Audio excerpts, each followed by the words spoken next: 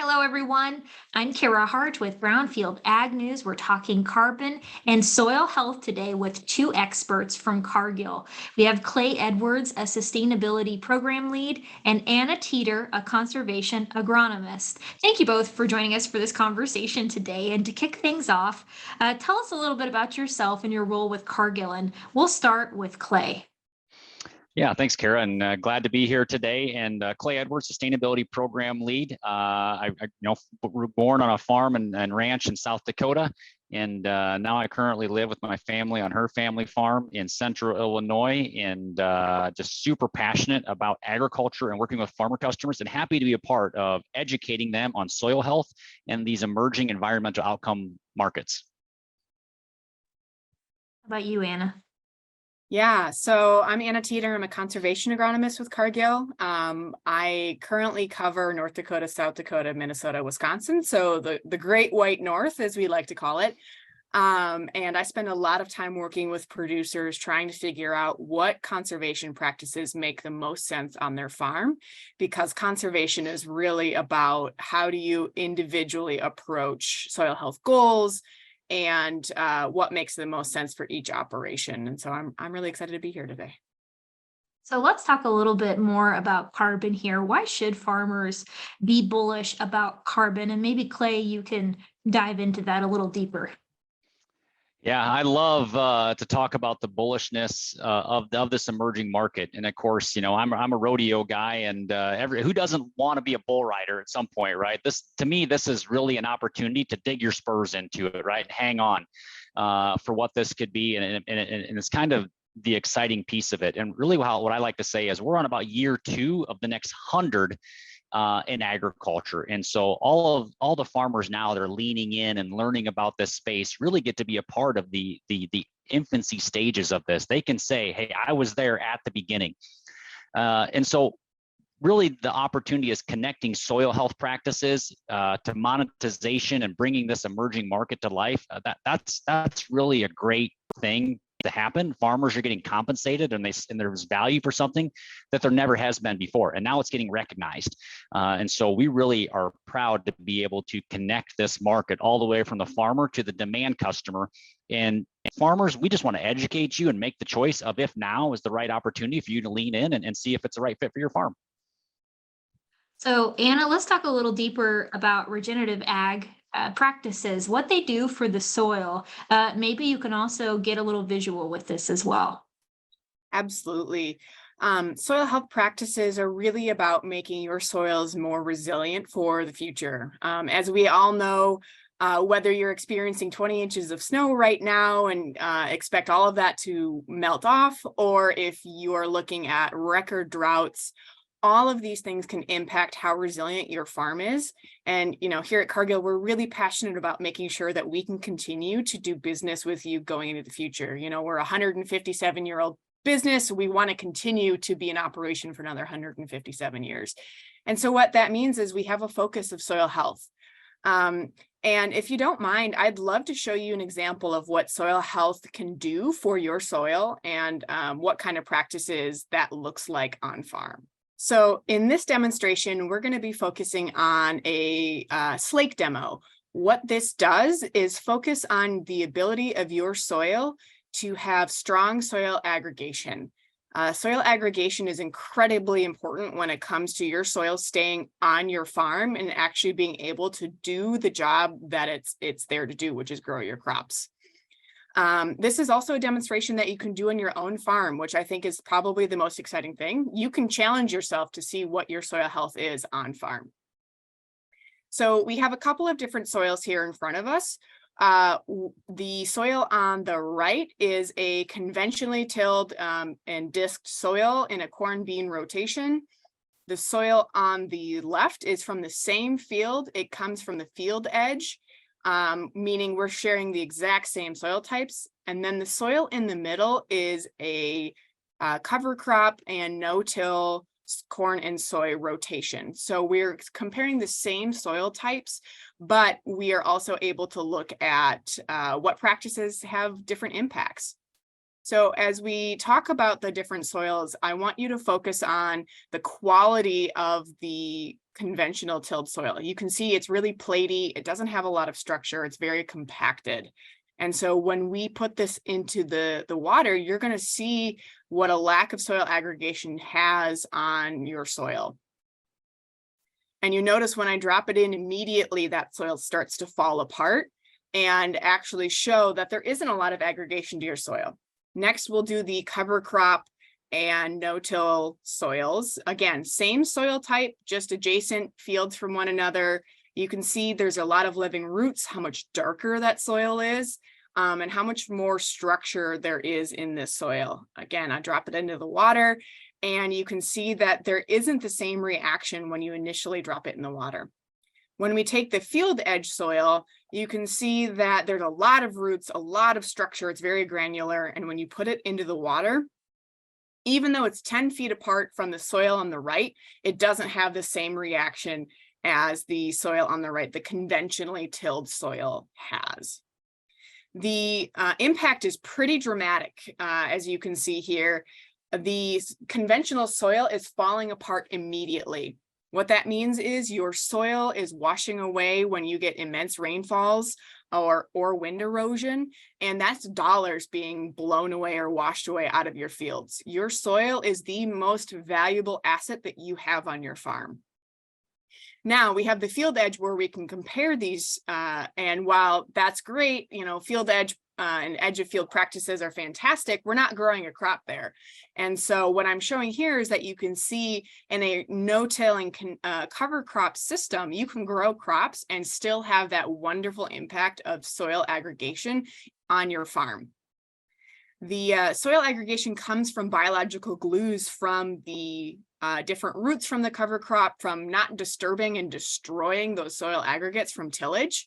And so when you grow a crop, you get to maintain all of the fertilizer that you've been putting down, all of that money that you've been spending for your soils, and it can continue to be productive for you and infiltrate more water for you. So when you have an extreme drought, you can see a lot more of that moisture is retained. And there's the ability to have more oxygen, healthier root systems, more robust root systems in that no-till and cover crop system compared to the conventional system.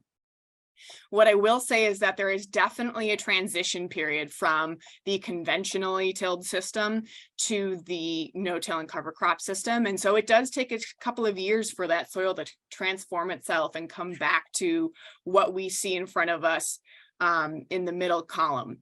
That soil has been in that system for at least 5 or 6 years. And so it takes a couple of years for that soil to transform itself. But hopefully this demonstration is something that you can do in your own farm and really see the value of soil health as we move forward and have more resiliency. You know, Anna, when we talk about regenerative ag practices, we've talked about no-till, cover crops, but what are some of the other regenerative ag practices that are being put into practice across farm country right now? Yeah, that's a great question. As we talk about regenerative ag or soil health practices, that's incredibly important to understand that this is a system and not just one practice here or one practice there. And so I really want to emphasize that it is about what you do to your entire farm. And while we talk about no-till, reduced tillage, and cover crops as being some of the first and most impactful ones, we have other practices like rotational grazing. We have smart nutrient management, or the 4 R's. I'm sure some of you have maybe heard of that before. So there's a lot of other practices that we can incorporate on our farms to make us the best farmers that we can be. And so I'm really, really passionate about integrating all of these on farm. But Cargill Regen Connect focuses exclusively at this moment in time on cover crops, reduced till, and no-till. So when we talk about those 3 things, those 3 regenerative ag practices, would you say that they're widespread in agriculture, that farmers are commonly doing these practices? Why or why not? Yeah, these practices, depending where you are in the country, are more or less popular. When you move further west and it gets drier, no-till is a lot more common. And as you move further east towards, I think like Maryland, cover crops are really, really taken off. But generally speaking, I would say less than 90% of the country implements cover crops, and maybe 70% implements some sort of reduced or no-till practice on farm. And so there's a ton of opportunity to start integrating these practices on farm. Clay, what about the producers who are already implementing these practices? I know whenever I do interviews with growers about regenerative agriculture, they say, well, what about us? We've been doing this for many years. We're seeing the benefits of these practices. Yeah, great question, Carah, and one that we're super passionate about, right? And so with most environmental outcome programs, you're going to hear a lot about additionality, or it has to be a new additional practice, right? And again, this is what the environmental outcomes and carbon protocols are setting. It's not a Cargill rule. It's not a Cargill Regen Connect rule. But I would say that Cargill, we're super passionate about finding unique marketing opportunities for those legacy producers, because we need them to keep doing what they're doing. And frankly, they're the best advocates for us to tell the story, to help convert that neighbor or that friend or that area farmer that's thinking about making a conservation farming practice change, because they can give the best testimonies because they're doing it and they see the value of how it works. So the marketplace is really emerging and coming to life. One testimony I would say is we have a regeneratively sourced cotton program. And so within the cotton business, we got demand signals from cotton purchasers. They want to buy cotton that they know is regeneratively produced and traceable. And so what that means that we pay a premium for cotton if it's grown on a reduced till or cover crop acre. And so is it too far-fetched to believe that niche market emerges into corn, soy, wheat, sunflowers, other commodities? I don't think that's too far-fetched. Again, like I said earlier, we're on a year 2 of the next 100. And so if you're an early adopter, be patient, right? I think there's going to be an opportunity for you. The other thing I would also say, and a common myth, Carah, because I like to be a myth buster, is a lot of farmers, they rule themselves out. They say, hey, I'm no-tilling, right? I'm 100% no-tiller. I'm not eligible. But are you really, right? Because we find examples all over the place where growers' definition of tillage is different than what our system's definition is. And so that's our biggest objection, is farmers don't think they're eligible. And virtually every farmer we sit with that gets their acres in our platform, they have opportunities where they are eligible. So don't rule yourself out. So Clay, as you know, carbon's an emerging market. It can be kind of tricky to understand. How is Cargill setting up a program that helps farmers win and be successful in this? Yeah, so great question, and one I'm proud to say, and also why I would say that we've had exceptional growth within our program, Cargill Regen Connect, because we're meeting farmers where they're at. So again, like I said, I'm a myth buster. When carbon programs first came to be, it was all like, a bit of taboo. Don't talk about it, right? Like, the contract length is too long. Don't sign up for something that's 20 or 30 years. Read all the fine print in the contract, right? Be careful because they never pay you, right? What are they really doing with those credits anyway? Who owns them? We've made a best-in-class farmer-facing program with contract terms that are super easy to understand, right? So we offer a industry-leading 1-year contract. We offer total price transparency. You'll know how much you're going to get per ton, when you're going to get paid. Proud to say that we just paid all of our customers here in February and the first part of March. They all got checks in hand, right? So we're not talking about paying farmers. We are actually paying farmers that are in our program. And that's also why our program from year 1 to year 2 grew over 400% in customer growth, which is why we're proud to say that we're going into year 3. We're expanding our program from 15 states to 24 states, because we find out every time we meet with a farmer on the tailgate of their truck or at their kitchen table, and we can connect with them and really answer their questions of what it means to their operation. They're leaning in now today more than ever and are extremely interested in what this might look like. So I'm just proud to say that our team continues to expand, and we're skilling up our grain origination team. We have a dedicated conservation agronomist team that's best in class. We have sustainability specialists that help with all the data collection and farmer engagement. We really are super passionate about this space, and we can't wait to talk to everybody. I can hear that passion, Clay. You can definitely tell you are passionate about what you do. And Anna, I want to bring you back into this conversation too. If a farmer signs up with Cargill Regen Connect, how did they work with you? Absolutely. So there's multiple different avenues and multiple different people, as Clay mentioned, that the farmer can work with. If they have specific agronomic concerns, they'll have my contact information. They'll have their local Cargill contact who can always get them directed to me if they can't find my information. And so the ability to get connected with me is right there in front of those producers. And so I spend a lot of time taking phone calls from producers, answering questions, making sure they feel good about it, getting on farm with them, looking at fields.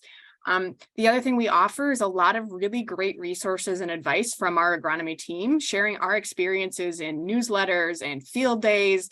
And so we're really, really focused on getting out and in front of these farmers to make sure that they have the resources and the education they need to be successful. And that's something, soil health is the #1 goal of this program. Thanks, Anna. Clay, another question for you. What's your challenge to the farmers, maybe a little skeptical in this space? Yeah, I think that's fair to be skeptical, but also take time to lean in and educate yourself, right? Find a partner that you can trust, right, man? All these new environmental outcome programs, it comes down to trust. Like, do you trust us, right? Do you trust that we can help bring your carbon to market? Because without a trusted partner, a farmer doesn't have a way to actually market their carbon or their environmental outcomes. And so we want to be that trusted partner because we can help connect the farmer to demand customers that have the need for these high quality carbon insets. And so even if you don't think today's the day, I challenge every farmer to explore your carbon potential on your farm because you don't know what that opportunity might be. And like what Anna said, at the core of this, soil health is at the basis to make our soil more resilient, equip our soil armor to protect the soil that's there. All these environmental outcomes payments that you might get is really the cherry on top. That's the extra bonus, right? That you shouldn't really count on. But I think exploring your potential is super easy. Go visit our website at cargillregenconnect.com.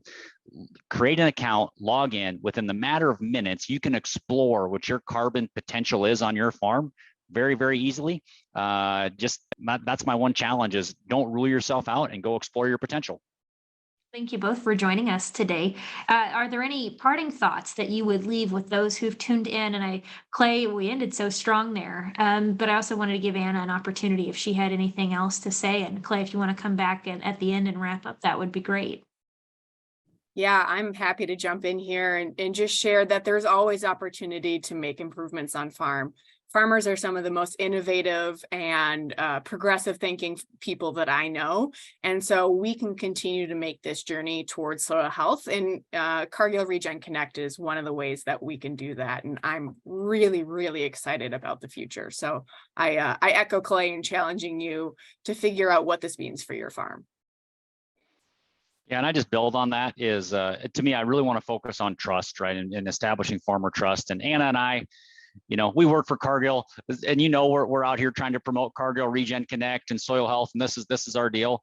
But the one thing that just like really humbles me is like the farmer testimonies, right? The unsolicited farmer feedback that we get from farmers, or frankly, even other independent people in the industry that say, man, if we could pick a program, we choose Cargill Regen Connect. You guys have made it really easy for a farmer to understand and really transparent. And man, your team is great engaging with customers. And so first of all, I want to say thank you to all of our current customers that are in our program and for you trusting us and helping you with this journey. We are super blessed to have all of you and just really thankful for that. Again, go to our website. We have a couple customer testimonial videos on there because we feel that the best influencer in this space is farmers talking to farmers, and we want to be able to connect that. Yeah, thank you both for being part of this discussion today. And thanks to all who are tuning in online to the discussion. Once again, we've been visiting with Clay Edwards, a sustainability program lead with Cargill, and Anna Teeter, a conservation agronomist with Cargill. We've been talking carbon and soil health with Cargill today. I'm Carah Hart on Brownfield.